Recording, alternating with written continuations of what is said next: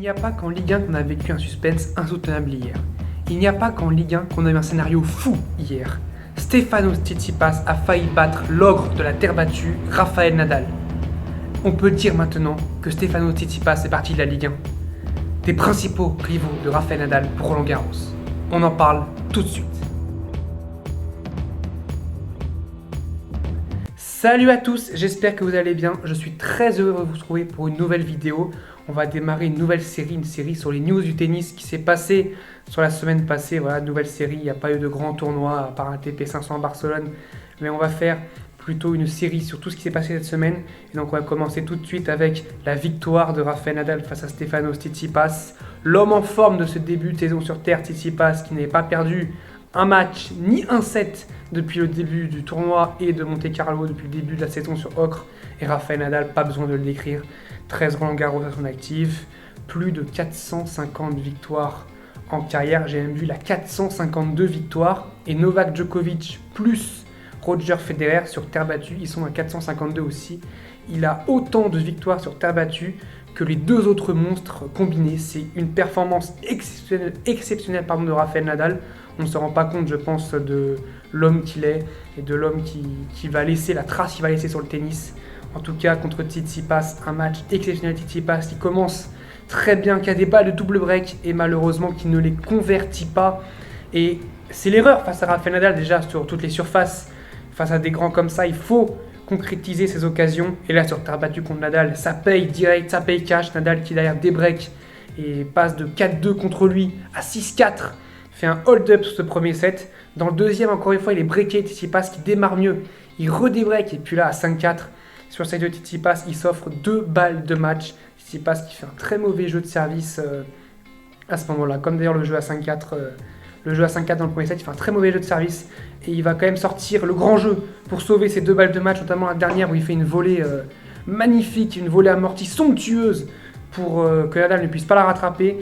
Et le match qui à ce moment-là va basculer dans l'irréel, dans quelque chose de pas banal, dans quelque chose d'incroyable, un match exceptionnel. Tsitsipas d'ailleurs qui va remporter le tie-break face à Rafael Nadal, c'est le 5e tie-break d'affilée perdu par Rafael Nadal, ça commence à faire psychologiquement, ça peut commencer à faire.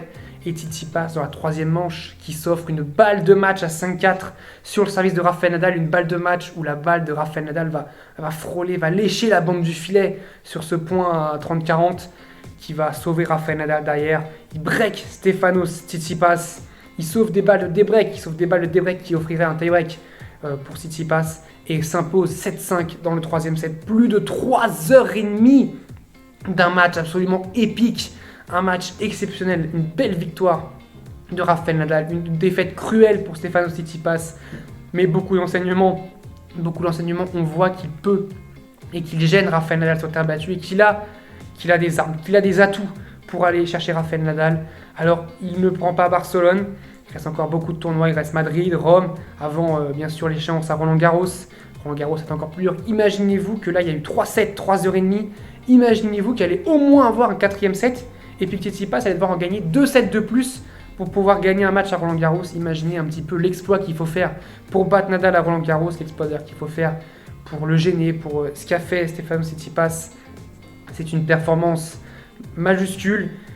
Il lui a manqué une seule chose, la victoire. Il était à 1 point de battre Rafael Nadal, à 1 point de continuer sa série de victoires sur terre battue. Il était à 9 victoires de suite, 17 sets remportés consécutifs. Mais Rafael Nadal est plus fort que ça. Rafael Nadal a défié tout ça et a battu Stefanos Tsitsipas. Très belle performance du taureau de Manacor qui remporte son 12e Barcelone et qui prend très important la 2e place mondiale. En vue de Roland Garros, très important pour éviter la partie avec Djokovic, parce que s'il avait été numéro 3, il aurait pu tomber sur Djokovic en demi-finale, ce qui aurait été quand même assez dommage pour lui. Voilà, Nadal, de toute façon, mérite sa 2e place mondiale à Roland Garros, c'est évident, il devrait même être numéro 1, mais il mérite la 2e place mondiale. Il n'y a pas à dire par rapport à Medvedev, très belle performance, notamment Stefanos Tsitsipas, qui se rapproche aussi lui de la 4e place mondiale.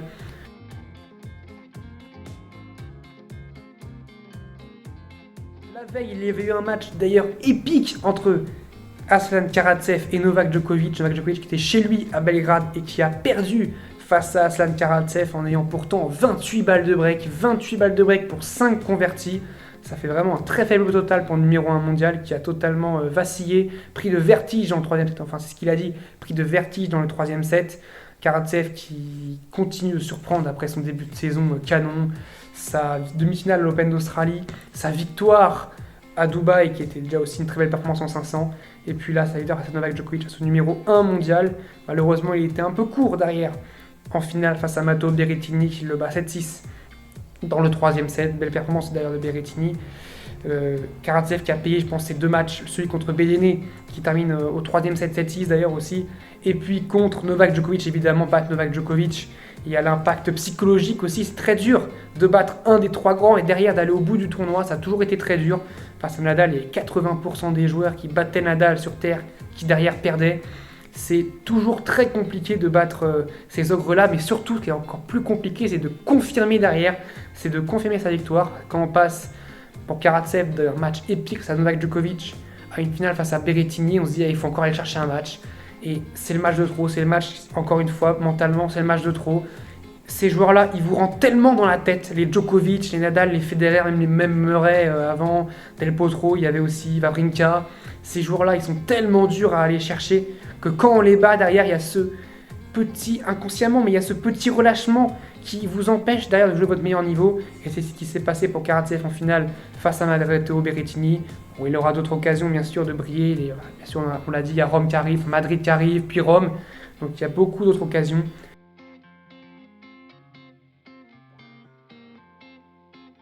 La nouvelle est tombée récemment, Benoît Paire ne fera pas les JO de Tokyo si les JO ont bien lieu, bien entendu.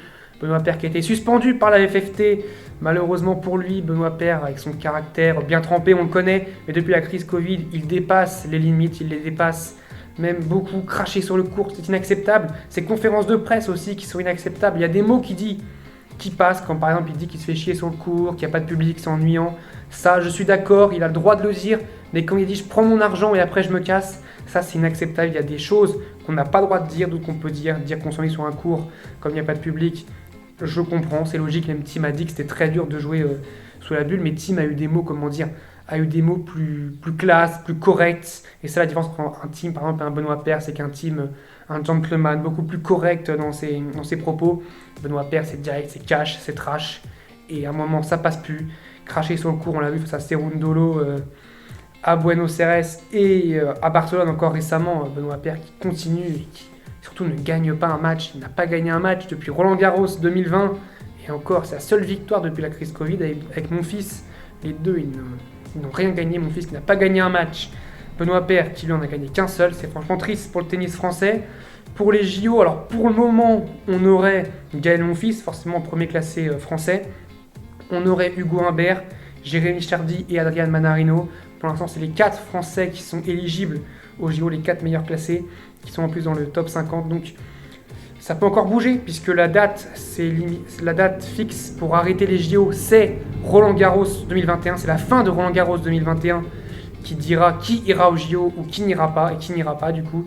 Benoît Paire, en tout cas, c'est sûr, n'ira pas, malheureusement pour lui. C'est triste, mais il va travailler. La FFT est là pour l'aider, justement. C'est ce qu'a dit la FFT. Elle n'est pas là pour le brusquer. Ils l'ont appelé. Ils ont fait les choses plutôt bien, je trouve. Ils ont appelé Benoît Paire. Ils l'ont expliqué. Donc, je trouve que c'est quand même un beau processus. J'ai envie de dire bravo à Gilles Moreton pour cette décision, pour avoir fait ça, c'est quand même pas facile de prendre des décisions comme ça plutôt que de le virer comme à Rio en 2016 où ça avait totalement le boxon pour virer Benoît Paire qui avait été dans l'hôtel. Et qu'elle n'était pas restée avec les joueurs. Franchement, c'est dommage. Benoît Paire qui a pourtant un tennis absolument magique quand il joue. Et quand il ne joue pas, c'est pathétique, c'est triste et c'est un dommage. Je trouve que c'est même plus dommage pour lui, c'est même plus triste pour lui que pour nous les supporters. C'est dommage, là, il est parti en vacances, ça va lui faire du bien, qu'il souffle, qu'il pense à autre chose. Voilà, Benoît Paire, on espère qu'il va se remettre et qu'il va revenir vite et qu'il va retrouver son coup de génie. On l'espère, on lui souhaite bonne chance à Benoît Paire, vraiment bonne chance Benoît.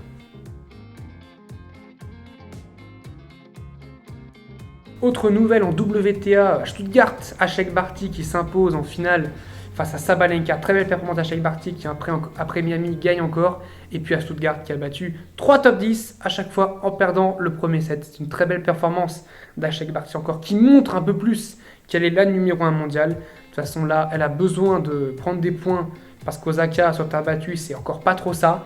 Elle est beaucoup plus performante sur terre battue d'ailleurs. Sur terre battue, elle a fait 2 finales, une à Roland-Garros et une à Stuttgart. Voilà, donc sa deuxième c'était à Stuttgart là. Elle a remporté les deux. Roland-Garros en 2019 contre Vondrousova et puis là à Stuttgart contre Sabalenka. Sabalenka qui avait pourtant battu Alep. Là où Barty avait battu Svitolina, c'était quand même des demi-finales de rêve, des affiches de rêve. Il y a Madrid qui va arriver bientôt aussi chez les femmes, le WTA 1000 de Madrid qui commence dès jeudi.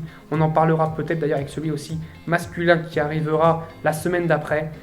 C'est sûr, on en parlera. De toute façon, je vous dis à très bientôt et je vous dis salut à tous, portez-vous bien.